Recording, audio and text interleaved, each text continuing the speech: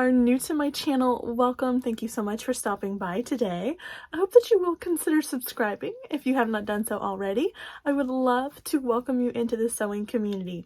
And thank you so much to each one of my friends who are tuning in again today. Thank you so much for taking a little bit of your day to spend it with me. It means so much to me. Give this video a thumbs up if you like this kind of content, and leave a comment down below. What did you finish in the month of May? Or what is your plans for the month of June? I would love to chat with you guys down below in the comments section. So today's video is a twofer. I'm combining two topics into one because May was not a very busy sewing month for me. Life was very busy, it kind of got in the way, so I'll only have 5 makes to show you. So I decided to include my June plans in this video as well. I will include chapters down below in the description box, so if you're interested in the makes but not the plans, or vice versa, you can skip around in the video as you wish. Okay, so let's get into what I made in the month of May. Before I get started, every single one of my makes videos starts this way. I'm gonna show you this amazing sewing journal. I'm gonna link it down below. It's from Amazon. It's a few dollars. I think it's like $4.99, and you will not regret getting this wonderful makes journal to document all the makes that you make throughout the year. I'm telling you, this thing's worth its weight in gold. More than gold, because I refer back to it all the time for sizes and seam allowances and what I need to change when I make that garment again. So definitely get yourself a sewing journal. If you don't like this one, try another one out for it yourself. Okay, so as I said, I have made 5 things in the month of May, and 4 of those are for others. So I do have a 2.5-year-old daughter that I sew for. Her name is Addie June. I love sewing for my little daughter, and I also sew for family when they have a request, and my sister brought a request to me, so we're gonna start with that one. My sister and I love to hang out clothes on the clothesline, and she reached out to me a couple months ago actually and said that her clothespin bag, so clothespins are like these. Why do I have some of these sitting on my sewing table, you ask? I don't really know. Anyway, we call them clothespins. A lot of people call them pegs, I guess. Anyway, we usually have a bag to carry them out onto the line with us, and Deborah's broke. So she asked me to come up with some kind of solution for her, and just so happened that I found that I had a pattern for it. So the pattern is McCall's 6051. There are a million things in this package, you guys. There are so many different kind of items you can make out of this one pattern in here. It's full.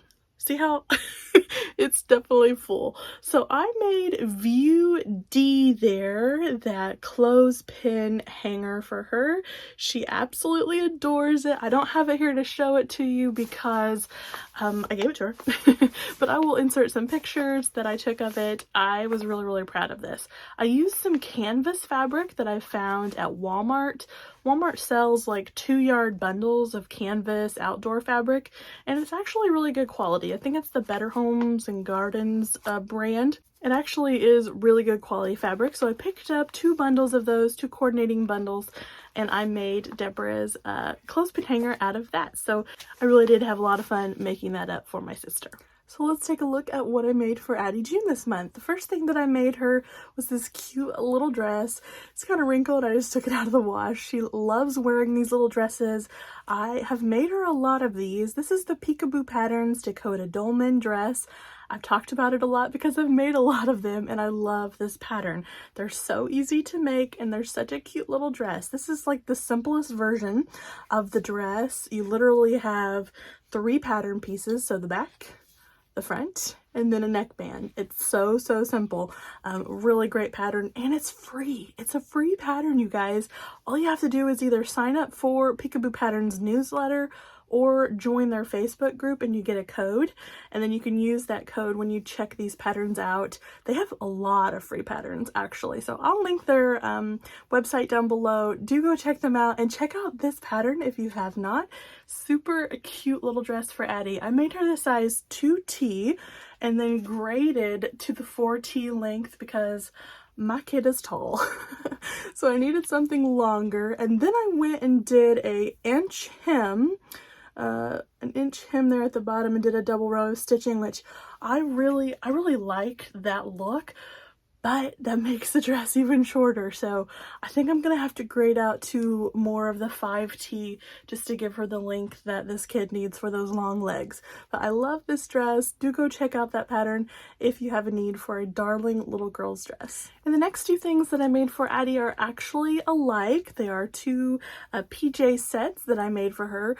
I'll show you them separately just to show the fabric off on its own. This is the Ellie and Mac Grow With Me pajamas. I make them for her all the time. They're my go-to, a TNT for her. This child is still in the 2T size of the Grow With Me pajamas because this pattern really is meant to grow with your child. So I have not sized her out of these pajamas yet into the 3T, which is where she's kind of going in a lot of her other clothes.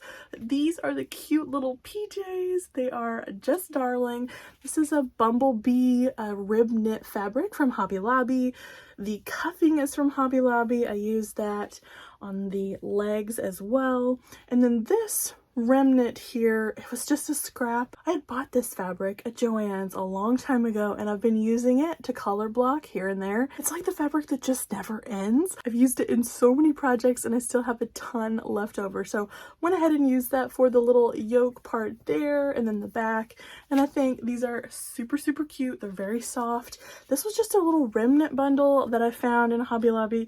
Go check out Hobby Lobby's remnant pieces. They most of the time they're actually a pretty big substantial piece, and I was able to get Addie's PJs out of that remnant piece, so I was really happy with this pair. And then the other pajama set that I made for her is this one right here. Again, the Ellie and Mac Grow With Me pajamas. This is a dino interlock knit that we found at Joann's in their pop section. It was really cute, and I love this material for her PJs. She's so snuggly in this interlock knit. Again, rib knit from Hobby Lobby. This is all rib knit from Hobby Lobby, and I just used it to coordinate. I only bought a yard of the dino fabric, and I wanted to get two separate outfits out of it, so I only had enough to make the shirt, but I still think it turned out really cute. And then my last make for the month was for myself. I decided to try out the Sew House 7 Remy Raglan. That's what this shirt is right here. This beautiful fabric came from the clearance section at Joann's. It's a lyocell linen. It is beautiful. It is so beautiful. Reminds me of summer. It looks like you're ready to go for an ice cream trip or something like that. I just love this fabric so very much. The shirt itself had some fitting issues. If you tuned into some of my Friday sews, you'll know of some of the fitting questions that I had, and you guys were so super nice to answer my questions and give me some advice on some adjustments that I can make. The only adjustment I've made thus far is to take out these sleeves and make a really small seam allowance to give myself some more bicep room because it was pretty tight. I made a size 18 curvy, and I'm not sure that was the right size choice. So I'm going to wear this. I'm going to see if I can live with how it hangs on me right now and then make future adjustments to future Remy's, but I really do love this fabric so much. I don't want to give up on this shirt. So I'm going to count it as a win because it really is very well made. The instructions were really great. The pattern was really fun to sew. I just need to do a little bit of adjustments to my sizing. Okay, so that's all my makes for the month of May 2023. I hope that you enjoyed that section. If that's all that you're here for, thank you so much for watching. But now we're going to go on to my June plans. Now, some of these are secret. Some of these are repeats from other months that I didn't get done, so I've moved them into June. I'm bound and determined to make June a very sewing heavy month. I want to be in my sewing room as much as I possibly can while building a house and doing all that stuff that's surrounding the new house, but I want to be sewing. So let's look at what I have planned for the month of June. So by secret, I mean that I can't share the information about those plans with you. I'm doing some collaborations, so you'll just have to stay tuned to my channel subscribe, and stay tuned for some really fun collaborations with some very talented other sewists here on YouTube. So I'm not going to talk about those anymore. Let's get into the repeat make. So you've probably seen this fabric before if you've watched any of my plans videos or any of my Friday sews, but I want to get them sewn. So I'm making a commitment right now to myself, using you guys for some accountability, that I want to get these sewn up. The first one is McCall's 8283. I think this was in my March plans. I really wanted to sew up this little dress right here for Addie June. It is View B. Sorry about the glare. Such a darling little woven dress. Love a gathered ruffle there at the bottom. And I have this remnant fabric left over from a Friday Pattern Company Davenport dress that I made for Easter, not this Easter, but last Easter. So I have this left over, and I think this cute little dress would be so darling in this fabric, and I want to sew that up for Addie Jane. The next fabric that I've featured before is this beautiful kind of mint green Swiss dot fabric. It's very beautiful. It came from Hobby Lobby. Wrinkles, as you can see. I've got it all washed up and ready to go. This is gonna be a Kinjarling dress from Waves and Wild. I'll pop a picture up. This dress, I fell in love. I saw Kennethia feature it, and I was like, I need one of those dresses. So I fell in love with that dress, and I'm bound and determined to get myself one of those made up in the month of June. This is the fabric that I picked out for it. I have a ton of it here. I think I have over 5 yards, so hopefully I can make a really beautiful Kinjarling dress out of this Swiss dot fabric. And then the next set of projects, I kind of need some help from you guys, so let me know what you think about my fabric choices. Which one should I go with, or should I just search around here again for another one? I want to make myself another Ellie and Max Staycation dress. If you know anything about me on my channel, you probably know that I love the Staycation dress. I'm wearing one right now. If you see me out and about during the summer months, you'll probably see me in a Staycation dress. I love this dress so very much. It fits me really, really well, and I want to make another summer version. So this one is my long version, and I would really love to make a long version, but I'm not entirely sure I have the right fabric. So I found this Walmart bundle recently, actually very recently, in my local Walmart. It's 3 yards of double brush poly. It's the same kind of double brush poly that I'm wearing right now. I find that Walmart double brush poly is a little less constrictive than, say, Joann's double brush poly. For some reason, I don't know, it wears a little bit better. So I picked up this bundle, but it looks a little juvenile. Let me know what you think, guys. A whole dress made out of this. I'm not entirely sure. If I stand back, maybe it kind of just looks like a floral print, but I don't want to look like I'm wearing either a nightgown or a little girl's dress. So let me know what you think about this one.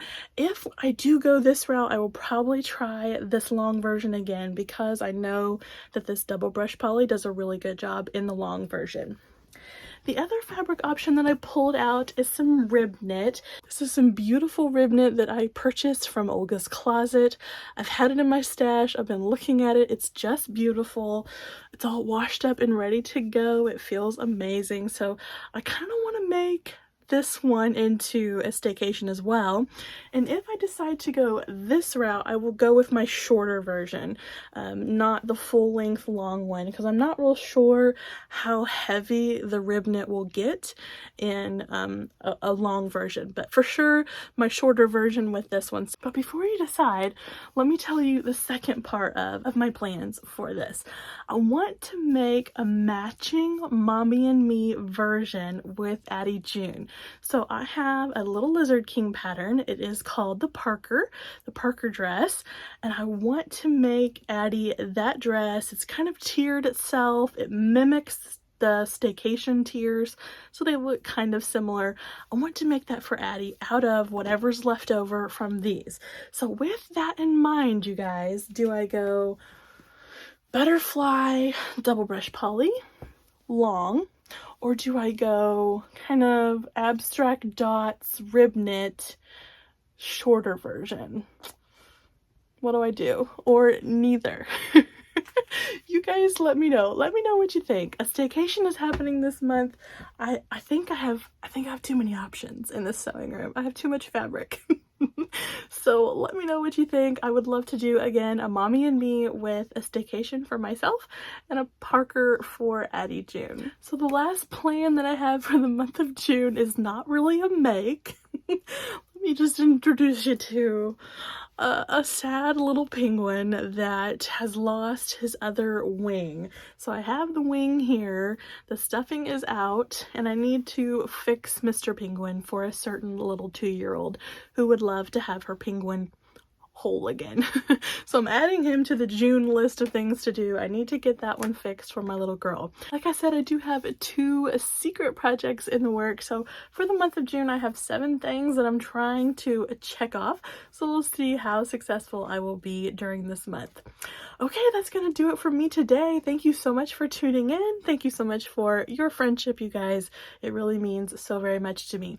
Give this video a thumbs up if you like this kind of content, and leave a comment down below. What was your May monthly makes? And what is your June plans? I would love to chat with you guys. Thank you so much for watching. I will see you in the next video. Take care. Bye-bye.